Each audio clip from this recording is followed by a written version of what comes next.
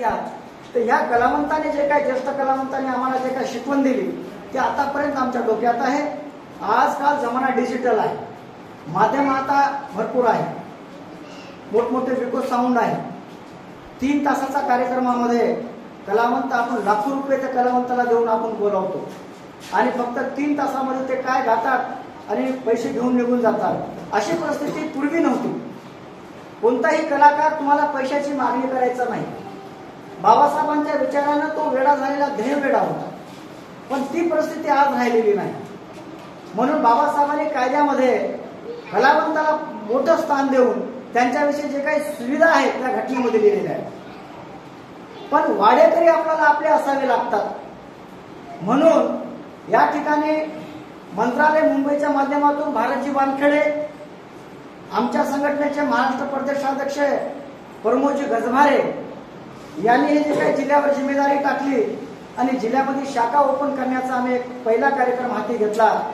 आणि आज हे जे काही तालुका आहे नांदेड जिल्ह्याचा अर्धापूर, या अर्धापूर तालुक्यामध्ये आम्ही या ठिकाणी कैलाजी पुळेराव यांना तालुका अध्यक्ष केलेला आहे। यापुढे आता अर्धापूरमध्ये सुद्धा शाखा होतील, गावागावामध्ये सुद्धा या कैलास पुळेरावला जायचं आहे। मी पुळेरावला एवढं सांगेन, पुळेराव साहेब घरात बसल्याच्या नंतर तुम्हाला लोक बोलणार नाही। तुम्ही जर काम करत असाल तर लोकांच्या टिपाटिपी तुम्हाला सहन करावे लागते। बाबासाहेबांच्या काळात बाबासाहेबाला त्रास झाला, एवढे मोठे महान माणसं, आणि आता सुद्धा मेल्याच्या नंतर बाबासाहेबांच्या कार्याचे सगळेच असे गुणगान गातात असले गोष्ट नाही। काही लोक विरोधही करतात। भगवान गौतम बुद्धाला सुद्धा त्रास झाला। तर कलावंताची शाखा ओपन झाल्याच्या नंतर एक ऐकण्याची पद्धत किंवा टिपाटिपी सहन करण्याची पद्धत तालुका अध्यक्षमध्ये असणं फार गरजेचे आहे। आणि घरात न बसता गावागावामध्ये जाऊन शाखा ओपन करण्याची जी जिम्मेदारी आहे जिल्ह्याच्या वतीने आम्ही तुमच्यावर टाकलेली आहे। जेवढे काही या सर्कलमध्ये गावं येतील त्या गावामध्ये शाखा तुम्हाला ओपन करावी लागणार आहे। आणि जे काही कलाकारांचा बायोडाटा आहे, आज या ठिकाणी अजीव सभासद म्हणून तुमची नोंदणी या ठिकाणी आम्ही केलेली आहे। आता तुम्ही आमचे अधिकाराचे सदस्य झालेले आहात, संघटनेची तुमची सांगड झालेली आहे।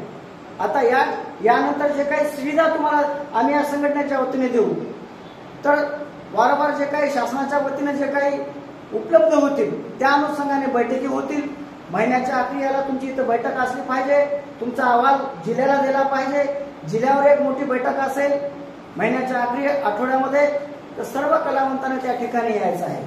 आणि जे काही कलावंताला जे मानधनाचा जे काही पहिला प्रश्न आम्ही हाती घेतलेला आहे, ते पहिला प्रश्न आम्ही जिल्हा परिषद मधून समाज कल्याणच्या वतीने जे काही फॉर्म आहे 5000 रुपये महिना कलावंताला आम्ही या ठिकाणी मंजूर करून देणार आहोत। आमच्या पाठीमागे आपल्या वंचित बहुजन आघाडीचे नेते प्रशांत इंगोले खंबीरपणे उभे आहेत। त्यांनी आम्हाला मीटिंगीत सांगितलं की तुम्ही जेवढे सदस्य करसाल तेवढे कलाकारांच्या जेवढ्या फाईली तुम्ही करसाल ती फाईली मी अधिकाऱ्याला टेबलावर बसून मी मंजूर करण्याचं आश्वासन त्यांनी आम्हाला त्या ठिकाणी दिलेलं आहे। तेव्हा आपणाला एकत्रित येऊन आमच्या संघटनेचे सभासद झाल्याशिवाय तुम्हाला तेथे जे काही योजना आहेत ते तुमच्यापर्यंत येणार नाही। पहिल्यांदा संघटनेचा सभासद होणं, नंतर जे काही योजना येतील ते तालुका अध्यक्ष तुम्हाला सांगतील, जिल्हा तालुका अध्यक्षाला सांगेल, मग तालुका अध्यक्ष जे काही तुमच्या गावचा अध्यक्ष आहे त्यांना सांगेल। ही अशी साखळी असते, त्या साखळीप्रमाणे आपल्याला काम करायचं आहे।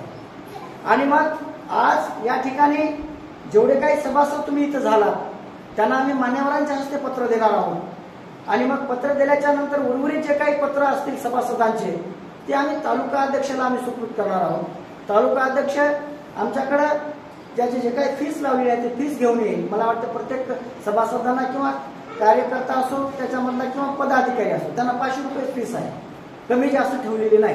काही संघटनेमध्ये असं असतं की सभासदांना कमी फीस असते आणि कार्यकारिणीमध्ये जे काही पदाधिकारी असतात त्यांना एक मोठी फीस असते।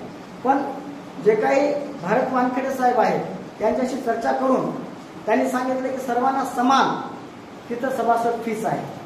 त्या पावतीवर रजिस्ट्रेशन आहे झालेली जे काही संघटना आहे, मंत्र्याच्या लेवलवरची संघटना आहे, ते सगळं कार्यक्रम ते ऑडिट होणारा हा कार्यक्रम आहे।